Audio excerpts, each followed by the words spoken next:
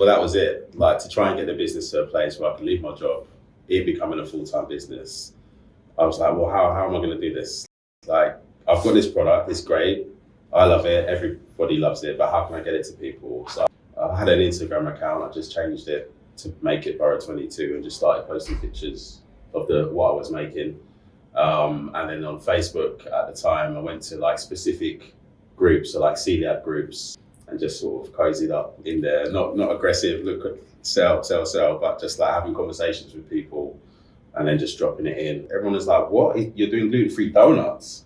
Because it just wasn't in the market at all. There was no one making it.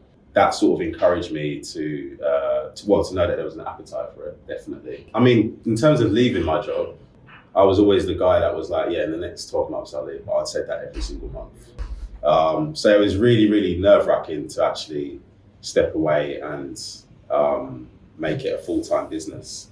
But when I saw, the potential in Selfridges, I can't remember what our first quantities were. I think it was just going to be like 36 donuts that I was going to sell to them originally. That's what we always talked about. But then it was, when the first order came in, they ordered 36 of each of the 6 flavors that I had given them. So I was like, oh wow, okay. That's the most I've ever made. And then when they said, oh, we sold out, that was on the Friday, of the bank holiday weekend. And then she emailed me on Saturday and said, we sold out, can we have some more? I was like, yeah, okay. So like bank holiday Sunday, was making, I was making like prepping to deliver again on the Monday. And then just seeing it sell out, the orders come in, increasing. It got to a point actually where I came out. So I went in August and I came out 2015, I came out February 2016. So I can't do it. It's too much for me at the moment. I want to come back, but just let me get my house in order. And they were like, cool, just do what you need to do, but we really want you back. I'm a project manager, no project management skills. Then started to apply, like, okay, how can I make this work? If I'm making this many, how can it work? So we tested freezing them as well. Did they freeze well? Did they regenerate well? Can we sell them like that, which they did, which was a lifesaver. So it just meant I could be strategic about delivering to London. It was only London at that time. Looking at how I prep as well. Like, just when I say institutionalized, it's just like, okay, so this is the day that I've got off in the week from work. So I'm going to do everything on that day. Cannot do that.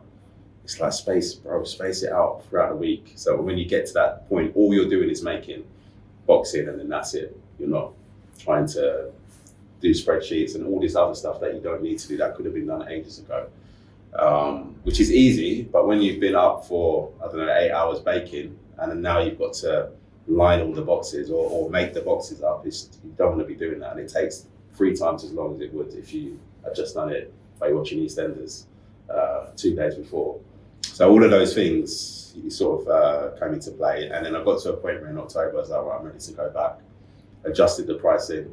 I was way too cheap initially, didn't factor in a lot of things. And they took me back, open arms, and I've been there like ever since now. It got to a point where they were making my role redundant at work, but they were making my role redundant.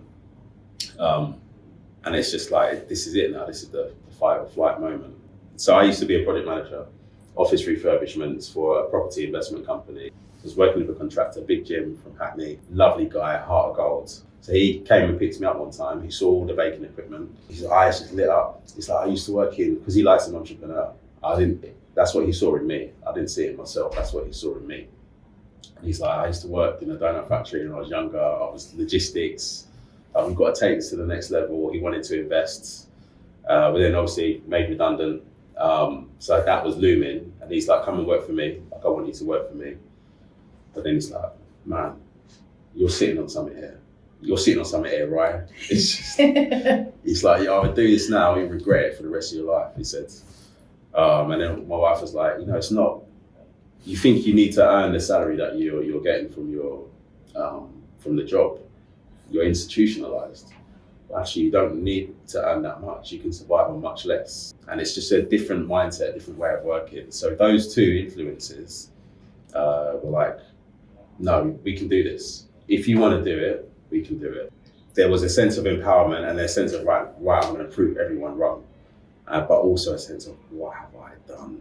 How many am I going to have to sell, like, to recreate that salary? It's that safety net, and it's then you start to realize like how institutionalized you was. But it just everything just seemed to work out, because when I left, it was in February 2017, and I got approached by a company called Timber Yards. So they had several coffee shops around. One was in Box Park in Shoreditch. They were coming to the end of their lease. I wasn't selling in Timber Yards, but we had chatted. They loved the brand. They called me in to talk about selling, but we hadn't got to that stage. And they said, look, we're coming out of Box Park. We've got this unit. It's got 6 weeks left. We're clearing everything out. We just want to sell coffee in there, and we just want your donuts in there, nothing else. You take home what you sell. We'll take home what we sell. If we do a combination, we'll split it, and there you go. And that was amazing. So that sort of took all the anxiety out. And again, it helped me to see like the potential of the business, because there's no warning for anyone. We just appeared. One day we went there. One day that shop went dark. We repainted it and whatever. Went in and we just appeared. So no one knew we were going there. Just the social media following.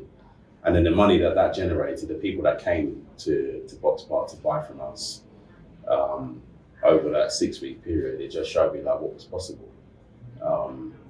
And then it just made leaving that much easier. But I reckon it took about a year for me to undo the mindset of working for someone. It's not even 9 to 5. You'd work late nights, you'd work weekends sometimes. But to work for someone, as opposed to working for yourself, and know that you're not working a 9 to 5, you're working completely different hours. Yeah. You never kind of switch off, but then 100% of what you put in is the rewards that come from that. You reap 100%. You don't have to give that to anybody.